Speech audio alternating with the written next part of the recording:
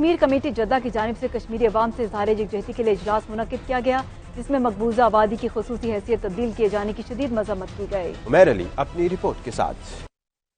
Kashmir committee Jeddah کا مقبوضہ کشمیر کے عوام سے اظہار یکجہتی کے لیے اجلاس۔ کمیٹی نے متفقہ طور پر ایک قرارداد منظور کی جس میں مقبوضہ کشمیر میں جاری انسانی حقوق کی پامالیوں کی شدید مذمت کی گئی۔ قرارداد میں بھارت سے مطالبہ کیا گیا کہ وہ کشمیر میں ناجائز، منظم اور ریاستی سرپرستی میں انسانی حقوق کی پامالیوں کو فوری طور پر بند کر دے اور بین الاقوامی انسانی حقوق اور انسانی حقوق کی تنظیموں کو مقبوضہ ریاست تک بلا روک ٹوک رسائی کی اجازت دے۔ کمیٹی نے عالمی برادری سے بھی مطالبہ کیا کہ وہ کشمیر پر اقوام متحدہ کی سلامتی کونسل کی قراردادوں پر عمل درآمد کے لیے بھارت کو راضی کر کے اپنی ذمہ داریوں کو پورا کرے۔ کمیٹی نے سویلین علاقوں کو جان بوجھ کر نشانہ بنائے جانے کے ساتھ لائن آف کنٹرول پر بھارتی فورسز کی بلا اشتعال فائرنگ کی بھی شدید مذمت کی۔ قرارداد میں کشمیریوں کی جدوجہد کے لیے غیر مشروط سیاسی، اخلاقی اور سفارتی حمایت پر پاکستان کی تعریف کی گئی۔ اجلاس میں قائم مقام کونسل جنرل شائق احمد بھٹو، صدر جدہ کشمیر کمیٹی مسعود پوری، غلام نبی بٹ، عامل عثمانی، پرویز یوسف مسیح اور سردار اقبال یوسف نے شرکت کی۔ عمیر علی، 92 نیوز، جدہ۔